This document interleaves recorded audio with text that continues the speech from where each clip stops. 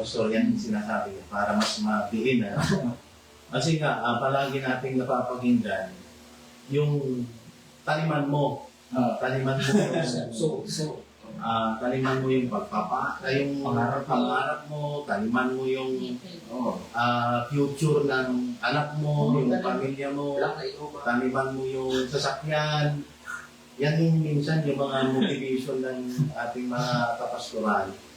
Na kung saan ay iwan ko kung anong gusto na makita. Mahirap na kasi kung gusto na, kung ano ba, let's say ganito na lang, umapil na tayo sa Bible, kung ang basihan na pagpapala, actually yung pagpapala na yun, ang pila hindi makalakit eh. Makamundong pagpapala yun eh. Doon pa lang, unbiblical na agad yung perspective eh. So, okay. Pero ano yung parang natin? Tingnan natin, yung pagsunod sa Panginoon sa pagpapala. Anong tawag natin kay Paul? Ano yung pagsunod ni Paul? Anong kinahantungan ng pagsunod ni Paul? Patuhin, halos iwan ng halos patay, yung mga apostol. Yun yung tinamasa nila sa pagsunod nila kay Kristo.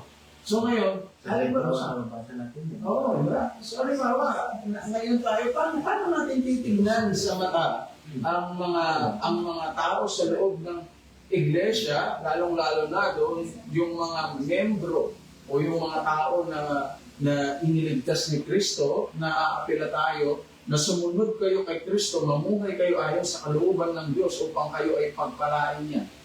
Anong klaseng pagpapala yun?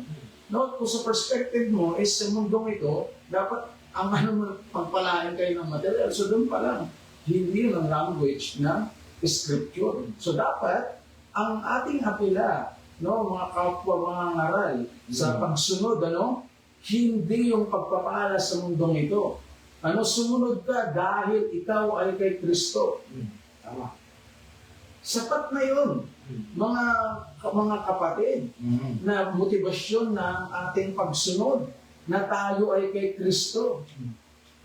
Hindi ka pa ba magkukumahog na sumunod kay Kristo? Dahil sa ginawa ni Kristo, niligtas ka sa impyerno. Niligtas ka sa kasalanan mo. Tapos eto ka, magdidemand ka pa ng material na pagpapala dito sa mundo. Bakit? Ganun ka wicked ang tao, Man is literal na walang tawag doon, contentment. Para sa akin, sa mga ganong pangaral, ang tanong doon is, may katumbas mo bang kaligtasan na ating tinanggap kay Kristo? Sa mga ganong pong apila. Actually, there are lots. Not only in the Philippines, around the world, lalo sa internet, maraming ganyan mga preachers. We are not saying na masama po yung mga material na bagay na ito. Ito po ay kapag tayo ay, for example, kung ako ay iluugin ng Panginoon, biyayaan niya ng isang sasakyan, yun po ay providensya niya sa akin. Yun ay the providence of God sa akin. Pero ang ito po kasi ang mali. Ang maling pagtingin. That's why the Christian today are being mocked of the non-Christian na hindi mga mananampalataya because of their wicked thoughts, na sa iniisip nila that being a Christian is to be blessed by God. Materialist.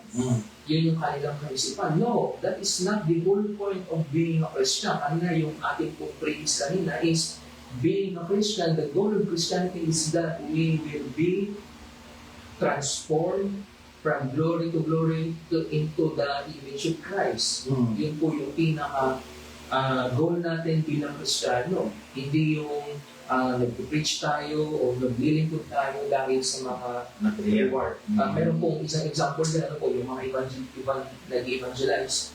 For example, this is a crown pagkakul sa reward, yung ating pinag-uusapan. The more you share the gospel, mas marami kang katatanggap sa Panginoon, mas marami kang reward in heaven. Yun po yung mga apila nila doon. Kamusta naman yung mga hindi nagbabahagi ng Ebanghelyo? pero sila ay ligtas. Mm. Ah, meron bang reward na kanilang matatanggap din kapag doon po tayo aapila sa mga reward na yan? Some, may mga sabi din, crown. Oo. Tingnan mo sa langit, yung paramihan ng corona. Mhm.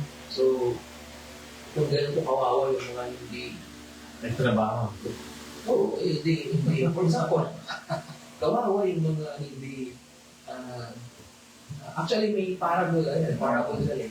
Diba yung nagtrabaho ng maaga, nagtrabaho ng late, iisang kanilang tinanggap. Salvation. So that is salvation. And that is the very reward, yung pinaka-reward, the most precious reward that we can define na reward is the salvation na ating tinanggap. And so kung ikaw si Charles Spurgeon dito po sa bagay na ito, sabi ni Charles Spurgeon is while everybody is congratulating themselves Mm. dahil sa mga na kanila natatanggap pamamanso sa mundo ito, sabi ni Spurgeon is, I must sit humbly and to the cross and imagine that I am safe upon. Mm. Sabi ni Spurgeon. So, meaning to say, wala na ibang bagay na mas mahalaga pa, mas mahigit pa sa kaligtasan ng mga tao. Again, hindi po kasama yung mga material na bagay, Yes. but that is not the premise or hindi po yun yung ating basihan kaya tayo nagpilito. Mm. Actually,